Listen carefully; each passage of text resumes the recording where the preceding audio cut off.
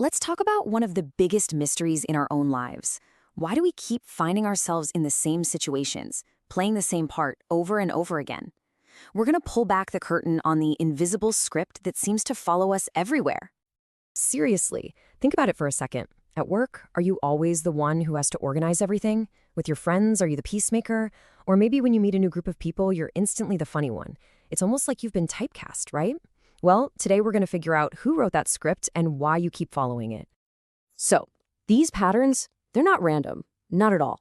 They actually have a very specific origin, a kind of source code that was programmed into us a long, long time ago in the very first social group we were ever a part of.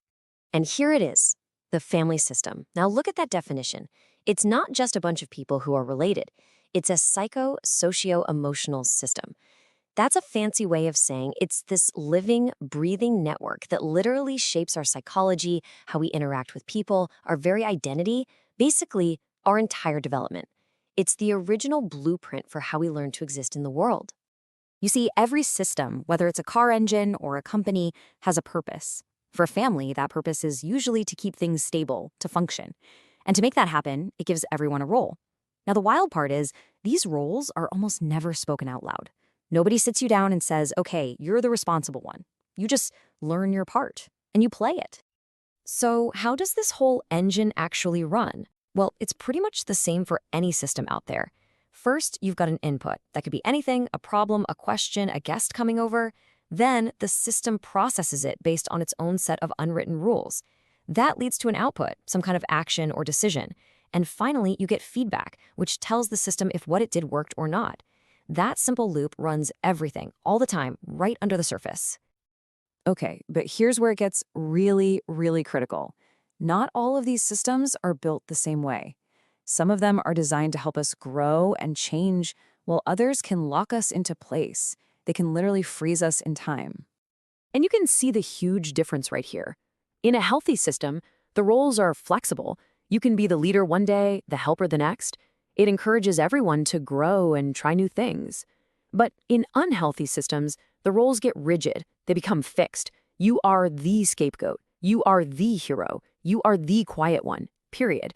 And that kind of rigidity, it just completely shuts down learning. It stifles people. And this quote right here, it just nails it. The most basic, fundamental drive of life itself is to grow, to expand, to become more. So the best systems, the healthiest ones, are the ones that are lined up with that principle. They allow every single person inside them to flourish. Which brings us to the ultimate point. This isn't just about some abstract family dynamic. This directly connects to our well-being. A system that stops you from growing is, by its very nature, a system that limits your happiness. So the stakes here, they couldn't be higher. Now, I know what you might be thinking. Okay, that's all very interesting, but I moved out years ago. That's all in the past. Well, here's the big twist. You never really leave the system. You just take it with you. This is probably the most important idea of this whole explainer. You don't just walk away from that blueprint. You internalize it. It becomes the operating system that runs in the background of your mind, guiding how you act in every group for the rest of your life, whether you realize it or not. And this is what creates what you could call the echo effect. Because that software is running, we automatically find ourselves slipping into those same old roles in brand new places. At our job, with our partner, in a book club, we instinctively start doing things to keep the new system stable and balanced, just like we learned to do back then.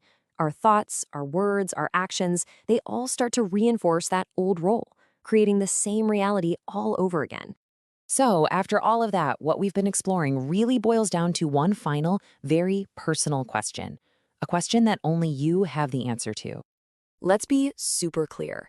This internal blueprint isn't some old story from your childhood. It is an active, living force inside you right now. It's influencing your ability to grow. It is shaping your identity, and it is setting the ceiling for your happiness. So that brings us to this. This is the question to sit with. Is the blueprint you're carrying around, the role you keep playing on repeat, is it actually serving you?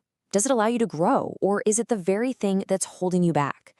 Thinking about that, really thinking about that, well, that could be the first step to writing a brand new script for yourself.